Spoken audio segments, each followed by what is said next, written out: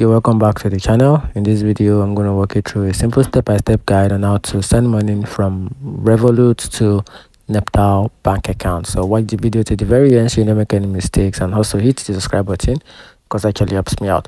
So to get started with the process and how to send money from Revolut to Nepal Bank Account, the first thing to do is to launch your Revolut app on your mobile device.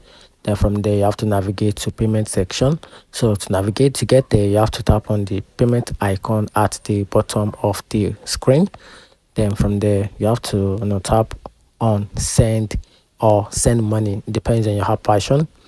So from there select bank transfer as your transfer method. Then also you have to enter the recipient details. So to do that, you have to fill the name, which is to enter the recipient full name. Then also provide the recipient account number. Then the bank code, which is to enter the bank code, for example, which is Swift or BIX.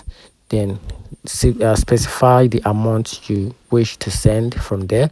Then you have to review or confirm your details. So double check or enter details, then tap send or confirm to initiate the transfer. Then you can also track your transfer details within the Revolut app, and that's how you can simply send money from Revolut to Nepal Bank Account. Find the video helpful, turn on the notification button and follow for more.